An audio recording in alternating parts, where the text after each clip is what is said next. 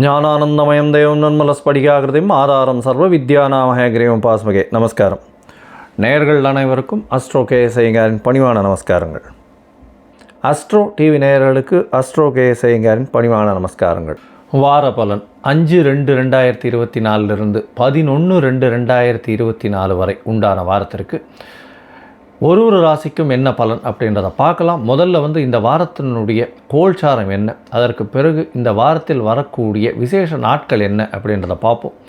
அதற்கு பிறகு இந்த வாரத்தில் எந்தெந்த ராசிக்காரர்களுக்கு சந்திராஷ்டம நாட்கள் அப்படின்றத பார்ப்போம். அதற்கு உண்டான எளிய பரிகாரங்களையும் பார்ப்போம்.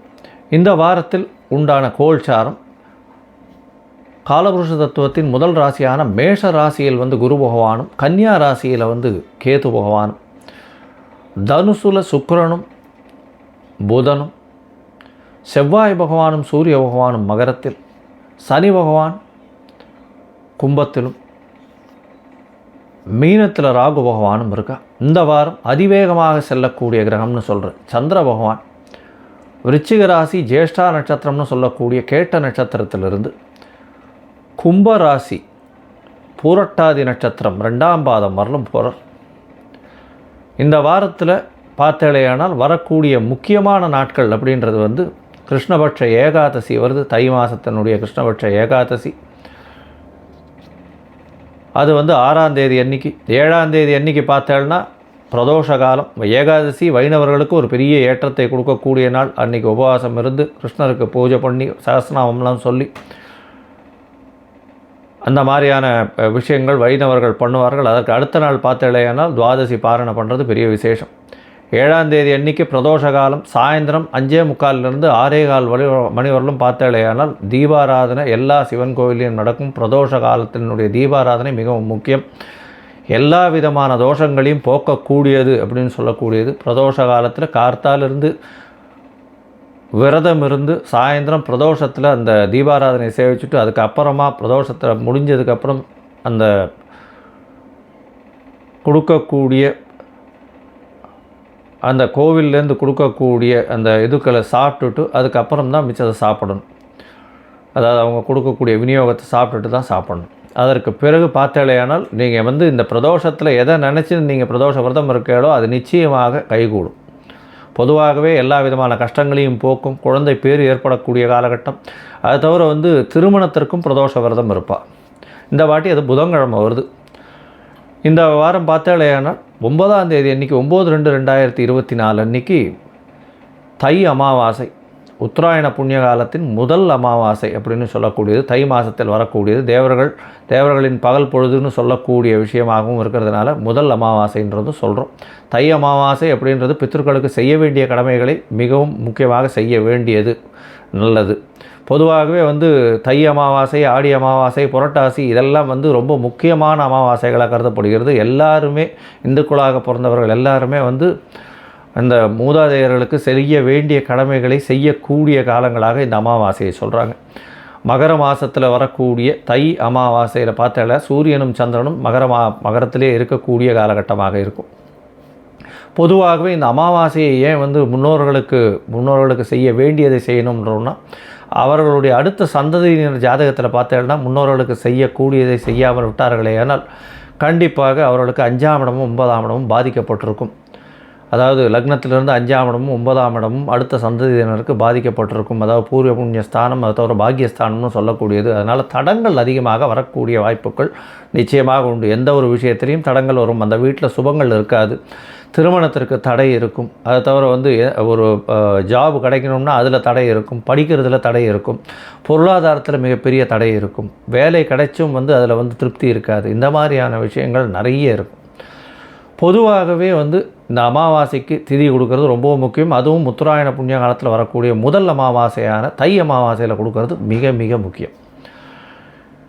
இந்த வாரத்தில் வரக்கூடிய சந்திராஷ்டம ராசிகள் என்னென்னு பார்த்தோம்னா மேஷம், ரிஷபம், மிதுனம், கடகம் இந்த 4 ராசிக்காரர்களுக்கும் சந்திராஷ்டமம் இருக்குது. இந்த வாரத்தில் சந்திர பகவான் 8ஆம் இடத்துல மறைந்து இருக்கக்கூடிய காலகட்டத்தை சந்திராஷ்டமம்னு சொல்கிறோம்.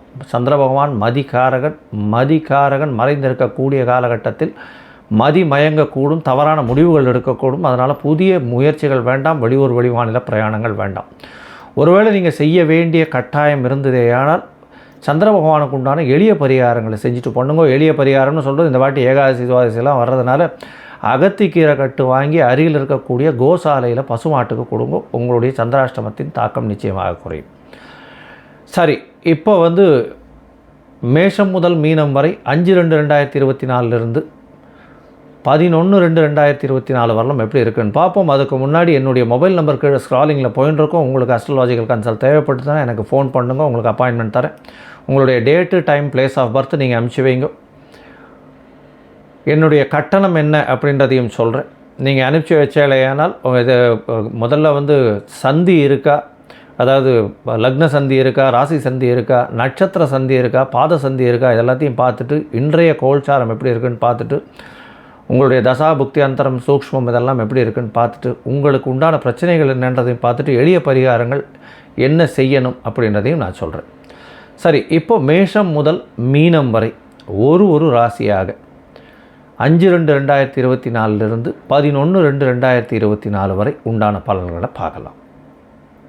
கும்பம், அவிட்டம், சதயம், பூரட்டாதி இந்த 3 நட்சத்திரம் 9 பாதங்களை கொண்ட ராசி. ராசியின் அதிபதினு சொல்லக்கூடியவர் சனி பகவான் ஆட்சி பெற்று போய் ஆண் சனியாக இருக்கக்கூடிய காலகட்டம்.